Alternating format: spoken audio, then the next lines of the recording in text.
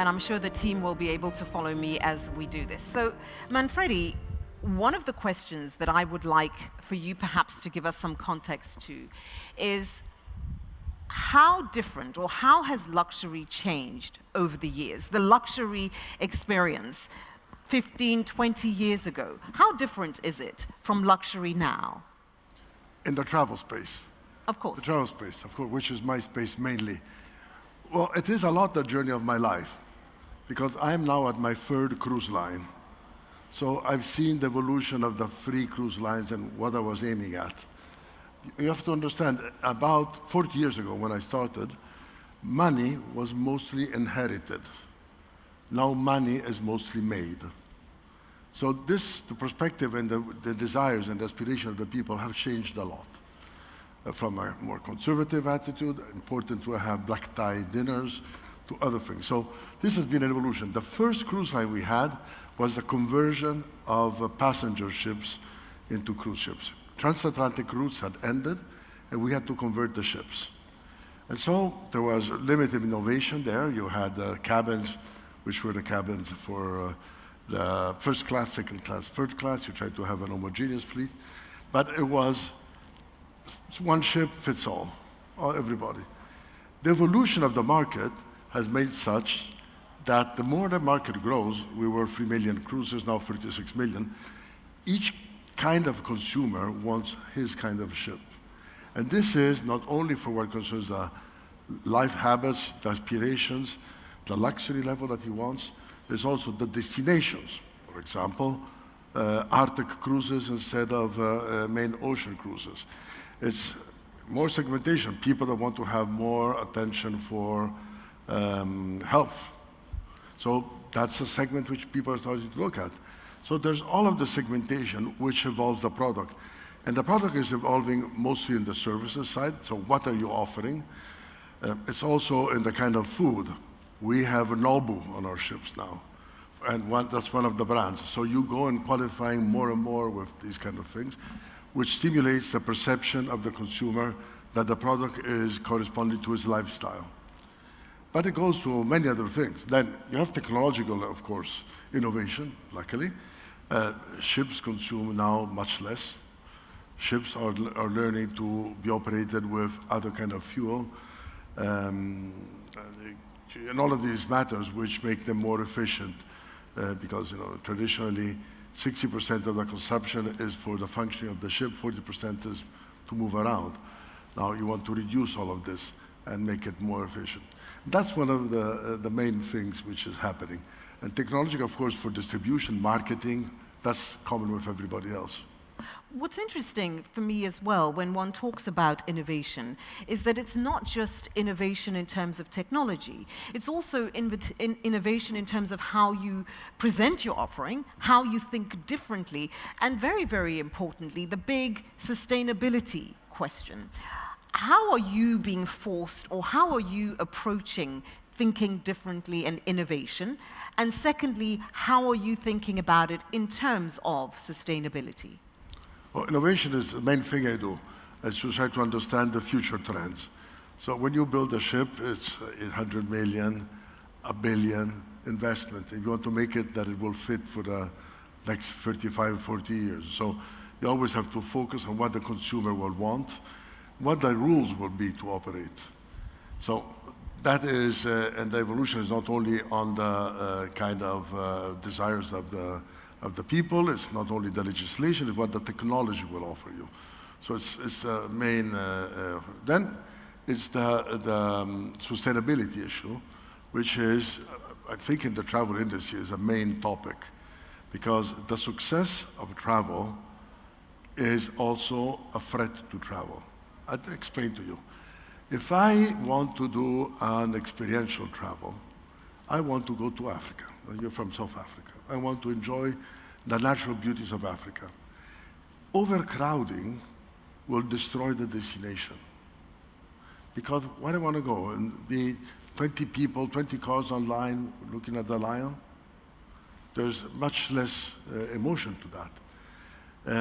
You want to be on a pristine beach, you want to be only on beaches which are fully built. And so many people, like myself, They love travel to see unique places which are not developed. So, but development, of course, is what the government wants because they bring employment and wealth to the people, but in a way it has to be made compatible to what the people are looking for, and so make it compatible. I think that is one of the main features. So what is the balance then between that? Because in reality, we want people to have experience. There are many, many economies, particularly in the developing world, that are highly dependent on tourism. So they want larger numbers, and everybody's on the race on how many millions of people landed on their shores. Those people travel, eat, have experiences, move around. So it does become potentially overcrowded. Helps the economies, but not necessarily the destination. How do you find that balance, or what is that balance? Well, first of all, not necessarily. If you're catering, for example, Saudi Arabia, they are promoting tourism by yachts. Okay, when a yacht comes, it doesn't bring overcrowding, but probably one yacht will spend on the territory more money than 200 people. So you focus. What kind of tourism I want to have? How do I promote that tourism versus not? Which tourism is compatible with the impact that I'm going to have on my society, on the nature, on the beauty of the nature, animal life, and so on. That is one. In Europe, they're trying to focus. Everyone wants to go to Barcelona. Okay, let's spread them around the day, let's spread them around the year. And then there are other towns close to Barcelona. Valencia is almost as beautiful. So you have to do all of this. You have to spread this incredible pressure of people because everybody wants to move, especially after COVID. Everybody wants to go around the world, but they want to go around the world to see different things. They don't want to see a piece of what they already have at home. They want to see something different, different culture. The beauty of this region, the Middle East and the GCC, is that it has a bit of everything. I always say, I heard the minister before saying, we have the visas we will have to go all over. If you think about it, GCC offers so many things. Okay, Bahrain is a gateway, was the second refinery built in the Middle East after Iran was built here. It was the trading place. It was the second oil or the third oil grade found here. It's been developing since a long time. Historical is that Dubai is the Miami of this region. Abu Dhabi is more cultural. Qatar has some of the most incredible buildings built. It's like the Chicago in between the previous two wars. And then you go down Oman, the nature, the countryside, the desert, the coast, fantastic. Saudi Arabia, the pristine reef, and so much there is to offer. It's a fantastic journey that you can offer and you can promote. I think that is an opportunity which is here really at grabs. When you mentioned it just now that, when people are traveling and they're leaving home, they want something new, fresh, different, something that they can't access at home. That has an impact, obviously, on your offering, right? So the destination itself has to think differently about what they're putting on the table. What is this demand doing in terms of business models? How is it changing if you couple that with the fact that some of this is being influenced by technology because people have access to information, they're now seeing experiences and what is possible and what others are doing, and they want part of that. How is it changing your business model and how you're thinking about business going forward? Well, first of all, it facilitates the business because, we on the ships, for example, the staff has to know everything about the customer. So that's very easy. We know all the information where he has been, we know his taste, the kind of spirits he wants to have at night, and so you can profile the customer who's going to come, and you can make a better product for him. It facilitates also the distribution because you can showcase where you're going to offer, what you're going to do. So all of that facilitates. It facilitates the operations on board of the ships or at the destination. But the human factor in the upper segment, which is the one I know, is fundamental still. People want to act with other humans, and you don't want to go to a hotel and have a card to open the door of the hotel. You want to have a concierge. You want to go to the concierge and he's going to respond to you. You don't want to have a machine to talk to. If I make a call and there's a machine, I hang up. I tell my secretary, please deal with it. So it's a question of, some people can afford the luxury of dealing with humans. And that is some of the, it limits innovation. Of course, we all know that scaling and technology can make savings of costs. But that's not the only requirement. You want to increase prices by offering a product that you cannot have differently. In your view then, where do you think, or what do you think luxury, obviously in your space, will look like 10, 15 years from now? Crystal ball. I'm going to ask you to see the future. Yes, well, it's always difficult. When I started, the spas, the gyms, and the ships were almost non-existent. Now it's a main place. So people want to have, we have a lot of attention on culinary experiences. You need to have like an arcade of well-perceived and qualified and alternative kind of dinings, for example. People want to have that. They want to experience a lot in the days that they have a vacation. It is also that more and more people can take vacations, as we said. They need to be less at work, so they can take more vacations, but still they will need to be connected and engaged. So that you have to offer the possibility to, what they call now workations, workstations, I don't know, something like that. It's that you take a vacation, but it's not really a vacation, you're working from abroad. So that is something which is going to develop. Combine the desire of people to visit the world with their need to still be active and collecting. So these kind of things are what I see as current trends. Well, Fritz, yes. One last thing before you go. In reality, we know that looking forward, we can't tell what it's going to look like. We know it's going to change. We know it's going to be different. Yeah. We know that there is a drive for increased tourism, travel, luxury experiences, something that nobody else has had.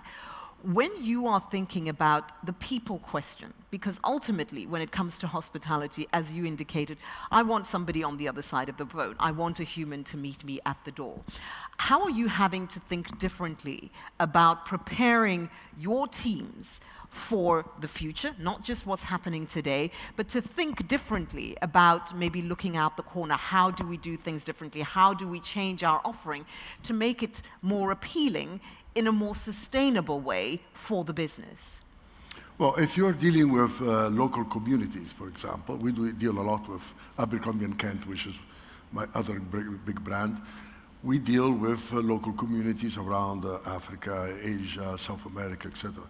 So we have a lot of initiatives to help the local population. In Africa, we provide equipment to produce purified water in rural communities, in schools, etc. We promote the hospitals, we promote healthcare. That you do because that way you are well seen by the community, not only as somebody bringing wealthy foreigners, but also somebody who takes care of the community. Of course, we have to train people that are from that community. So this spreads knowledge around. In general, the cruise industry brings people that need to work to people that can spend. So if you think about it, a cruise ship will have crew from Asia, Philippines, etc., people that need to work. Their lifestyle costs much less in the Philippines than what the Western people are willing to pay for a vacation. So there they can have a great opportunity of work.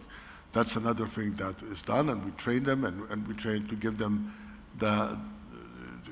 when they leave the contract, we offer them immediately another contract so that they know that they have stability, because that's something important. You want to know that your family is going to be taken care of.